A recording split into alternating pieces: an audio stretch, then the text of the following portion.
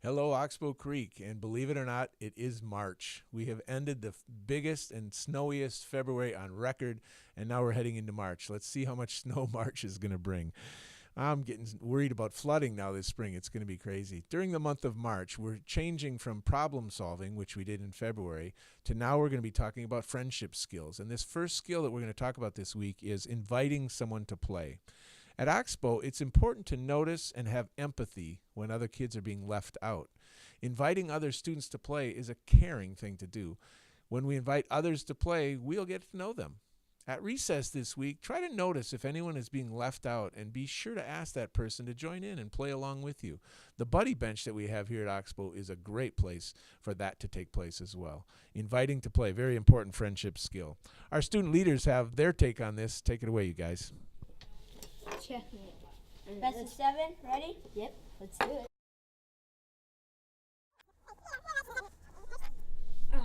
There we go. I win, finally. Hey, do you want to join? Sure. We could beat them together. All right.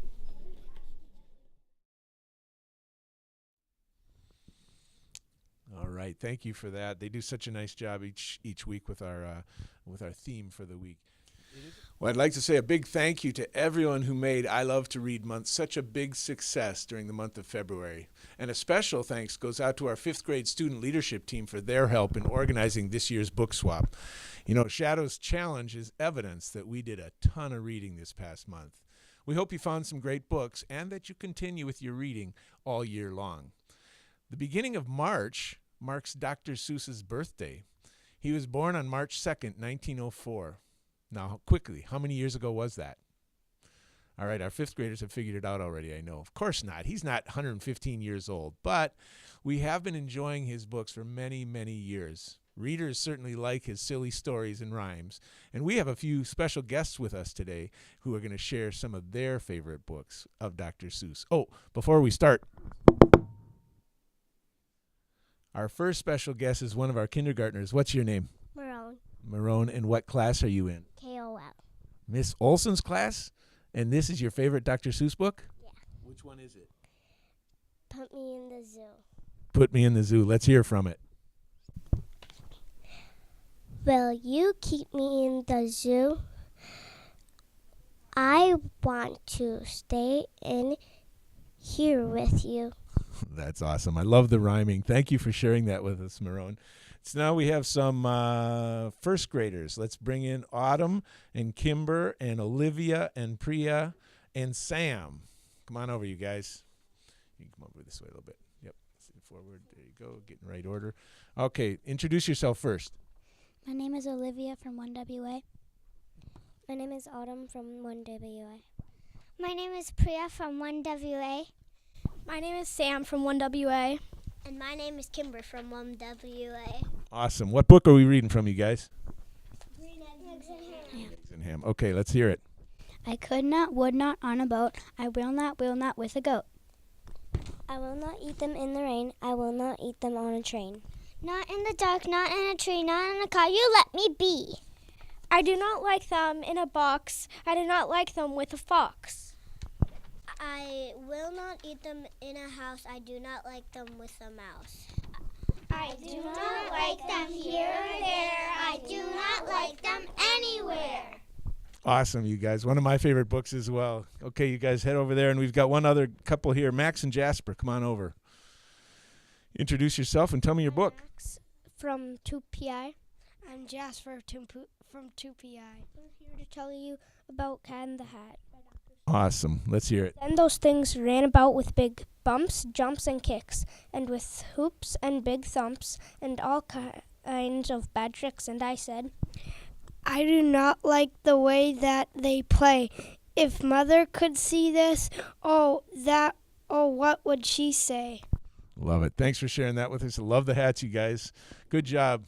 Kudos to Dr. Seuss and all the great books that he wrote. We've got some kids to celebrate with, our kids of character once again. Come on over, Ashlyn. Ashlyn's one of our kindergartners from KCO, and she is a problem solver. Did someone spill their water bottle? No worry, Ashlyn is there with paper towels in hand. Did someone get his or her feelings hurt? Ashlyn is right there with a hug and a plan for a game at recess. Did a child go home sick on Valentine's Day? Ashlyn has already suggested sending the Valentines home with an older sibling. She is on call at all times and is a great helping hand to all of her classmates. We are lucky to have Ashlyn in KCO. That is so awesome. Way to go. Congratulations. And this is for you. What a problem solver, that is for sure.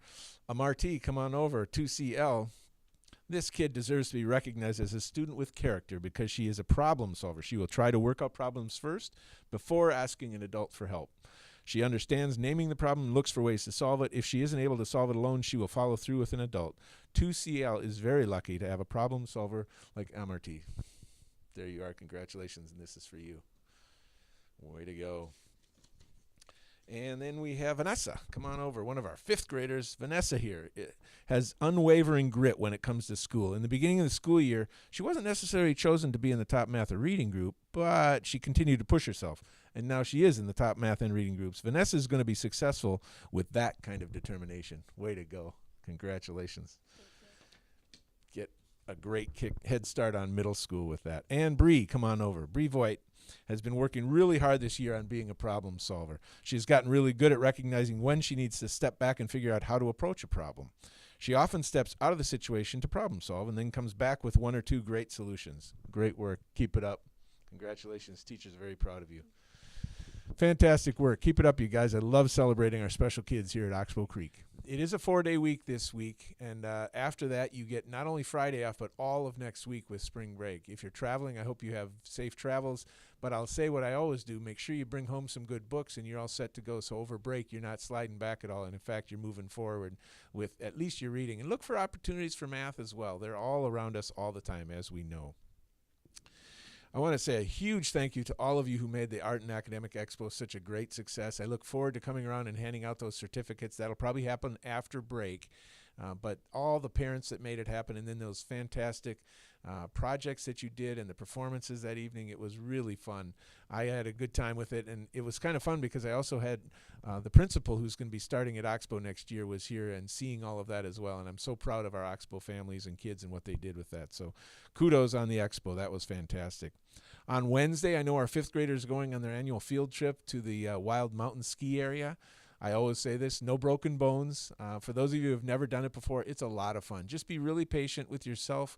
Give yourself a break. You'll learn how to snowplow quickly, and then before you know it, you'll be able to go down the hill. It's going to be a lot of fun, and I always look forward. And I want to thank our 5th grade teachers for continuing to make that a tradition as well.